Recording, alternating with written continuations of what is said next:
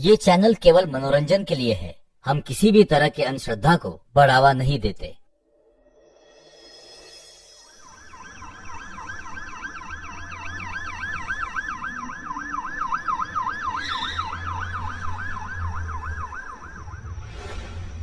Doctor हर्ष, ward boy नयन और inspector देव मुर्दा घर की गैलरी से होते हुए चैम्बर की तरफ बढ़ रहे थे, जहां मुर्दे रखे जाते थे। डॉक्टर, मेरे हिसाब से तो ये अंधविश्वास से ज्यादा कुछ नहीं। कोई मरकर भी कैसे जिंदा हो सकता है? डॉक्टर हर्ष ने उसकी बात का कोई जवाब नहीं दिया। उसके चेहरे पर गहरी चिंता ने घर कर रखा था। फिर तीनों गैलरी से होते हुए चैम्बर में दाखिल हुए। चैम्बर के अंदर शरीर जमा देने वाली ठंड थी। डॉक्टर ने रैक नंबर 13 खोला। उन तीनों के सामने शोभराज की डेड बॉडी रखी हुई थी, जिसके चेहरे और हाथों पर अजीब से निशान बने थे, जिसे देख इंस्पेक्टर देव बोला, मुझे तो यकीन ही नहीं हो रहा, केरला का इतना बड़ा सीरियल किलर इतनी आसानी से मारा गया। जब इसका एनकाउंटर हुआ, ये जंगल में किसी तरह की तंत्र साधना कर रहा था। डॉक्टर हर्ष का चेहरा अभी भी गंभीर था। उसने शोभराज की लाश को घूरते हुए कहा, किसने कहा शोभराज मर चुका है? अभी तो मौत का तांडव होना इंस्पेक्टर साहब, कि शहर के सारे मुर्दा घर कम पड़ेंगे लाशों के लिए। इसलिए हमें जल्द से जल्द शोभराज की लाश को सिर और धड़ से अलग करना होगा, वरना। डॉक्टर हर्ष अपनी बात पूरी कर पाता कि तभी मुर्दा घर के बाहर अचानक कई सारे कुत्तों के रोने की आवाजें आने लगी। तीनों के चेहरे पर डर साफ बयां कर रहा था कि वो हैवान मरने के बाद भी उनका पीछा नहीं छोड़ने वाला था। डॉक्टर हर्ष अपनी केबिन की खिड़की के बाहर श्मशान घाट की तरफ देखता हुआ कुछ सोच रहा था। तभी चेयर पर बैठा हुआ इंस्पेक्टर देव बोल पड़ा, मुझे एक बात समझनी है डॉक्टर साहब, आप तो एक डॉक्टर हैं, फिर भी ये भूत प्रेत अंधविश्वास, क्या आपने सच में ये सब देखा है या बस सुनी सुनाई बातों पर यकीन करते हैं? डॉक्टर हर्ष इंस्पेक्टर देव की तरफ पलटता हुआ बोला, कुछ चीजें ना ही दिखे तो अच्छा है इंस्पेक्टर। वैसे भी ये सब महसूस होने वाली चीजें हैं, और आज रात तुम भी समझ जाओगे कि ये अंधविश्वास है या हकीकत। शोभराज केरला का एक दुर्दांत सीरियल किलर था। उसने अब तक 100 से भी ज्यादा मासूम लोगों को अपना शिकार बनाया था, जिसमें औरतें और बच्चे भी शामिल थे। मगर इन सब के बावजूद भी पुलिस उसे कभी भी पकड़ नहीं पाई। केरला के भोले भाले लोगों के दिलों में शोभराज का खौफ बैठ चुका था। मगर एक दिन अचानक शोभराज कहीं गायब हो गया। लगभग 1 साल तक उसके द्वारा की गई कोई भी घटना लोगों के नजर में नहीं आई। मगर केरला पुलिस अभी भी उसकी तलाश में थी, और आखिरकार एक रात शोभराज उन्हें एक सुनसान जंगल में मिला, जहां वो किसी तरह की तंत्र साधना कर रहा था। शोभराज इसके पहले भी कई बार पुलिस को चकमा दे चुका था, इसलिए उसे देखते ही एनकाउंटर कर देने का आदेश था। केरला पुलिस ने उसका शूट आउट तो कर दिया, मगर वो जिस तंत्र साधना में लगा हुआ था वो इंसान को हैवान बना देने की साधना थी, जिसमें वो सफल भी हो चुका था। उस तंत्र साधना के बारे में जानने वालों के दिल में मरने के बाद भी शोभराज का डर बना हुआ था। इसलिए मुर्दा घर में उसकी लाश का सिर धड़ से अलग करने का फरमान था, जिस काम में इंस्पेक्टर देव और डॉक्टर हर्ष लगे हुए थे। मुर्दा घर में लगी घड़ी में रात के जैसे ही 12 बजे उसमें से टन टन की आवाज आने लगी। उधर केबिन की टेबल पर रखा हुआ डॉक्टर हर्ष का फोन घन-घना कर बज उठा। डॉक्टर हर्ष ने अपना फोन रिसीव किया और सामने जो कोई भी था उसकी बातें ध्यान से सुनते हुए जवाब देने लगा। जी गुरुजी, मैं पूरा ध्यान रखूंगा।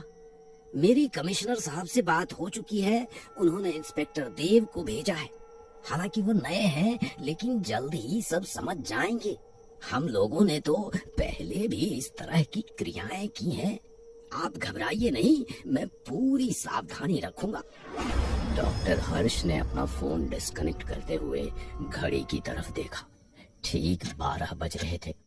फिर उसने ऑफिस रिंग बजाकर वार्ड बॉय नयन को अंदर बुलाया और कहा, क्या सब कुछ तैयार है? यस डॉक्टर, यहाँ सब कुछ रेडी है। इंस्पेक्टर देव उन दोनों की बातें गौर से सुन रहा था।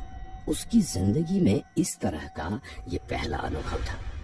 डॉक्टर हर्ष, इंस्पेक्टर देव और वार्ड बॉय नयन तीनों एक बार फिर मुर्दा घर के चैम्बर में थे। फिर डॉक्टर हर्ष ने रैक नंबर 13 की ओर इशारा करते हुए नयन से कहा, नयन, उसकी बॉडी यहाँ स्ट्रेचर पर लाओ। हमारे पास ज्यादा वक्त नहीं है, हमें ये सब प्रेत बेला से पहले करना होगा। नयन ने आगे बढ़कर रैक नंबर 13 खोला और इंस्पेक्टर देव की मदद से शोभराज की लाश को स्ट्रेचर पर ले आया। शोभराज का मुर्दा शरीर अभी भी ताजा लग रहा था, जिसे छूते हुए इंस्पेक्टर देव ने हैरानी से कहा, इसका शरीर तो अभी भी गर्म है, जबकि मुर्दों का शरीर ठंडा होता है। ये एक मंत्रों से अभिमंत्रित मुर्दा है इंस्पेक्टर, इसका गर्म होना स्वाभाविक है। खैर, अब तुम दोनों मेरी बात ध्यान से सुनो। इस मुर्दा घर में अब जो कुछ भी होने वाला है वो तुम्हारी सोच से परे होगा। डरना नहीं है और हमें अपना ध्यान इस क्रिया को पूरी करने में देना है, समझ गए? दोनों ने हाँ में सिर हिलाया। फिर डॉक्टर हर्ष ने टेबल पर रखा हुआ एक खंजर उठाया और मंत्र पढ़ते हुए उसे ताजे खून से धुलने लगा। डॉक्टर हर्ष शोभराज का सिर काटने से पहले कुछ जरूरी मंत्र क्रियाएं पूरी कर रहा था, मगर उसने जैसे ही मंत्र पढ़ना शुरू किया, तेज आंधियां चलने लगी। मुर्दा घर की खिड़कियां जोर जोर से आवाज करने लगी और रैक में रखे मुर्दों में हलचल होने लगी। डॉक्टर हर्ष लगातार मंत्र पढ़ता हुआ तंत्र क्रियाएं कर रहा था। थोड़ी ही देर में मुर्दों से भरे उस कमरे में अजीबोगरीब आवाजें आने लगी। इंस्पेक्टर देव की धड़कनें तेज हो गई थी। वो काफी डर गया था, मगर इधर उधर देखना सख्त मना था। उस कमरे में काली शक्तियों का वास हो गया था। स्ट्रेचर पर रखी हुई शोभराज की लाश धीरे धीरे कांप रही थी। डॉक्टर हर्ष ने नयन की तरफ इशारा किया। नयन ने स्ट्रेचर कसकर पकड़ लिया।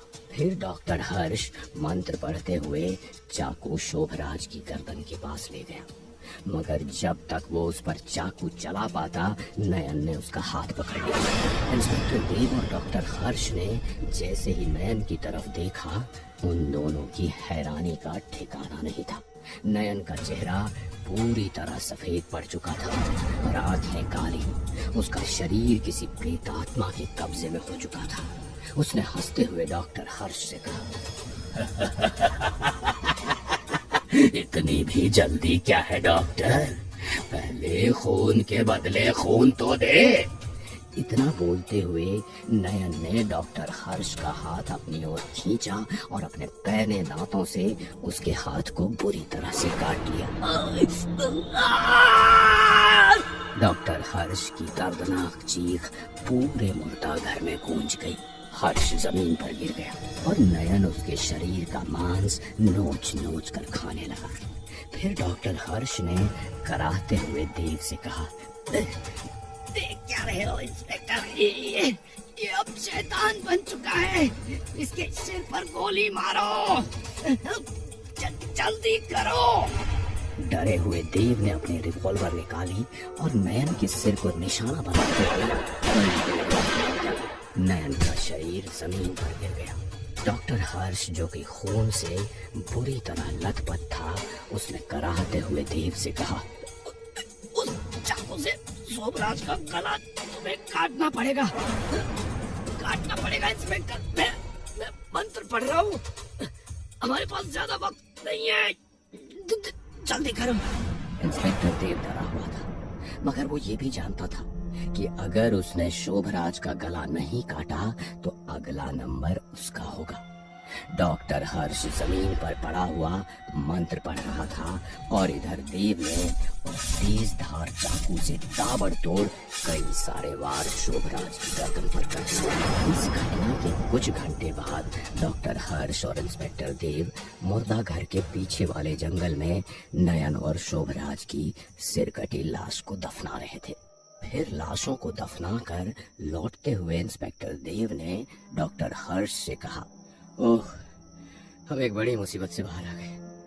उसकी बातों का डॉक्टर हर्ष ने फिर से कोई जवाब नहीं दिया, मगर उसके चेहरे पर नजर आती हुई चिंता और डर बता रहे थे कि कहानी खत्म होकर भी खत्म नहीं हुई थी।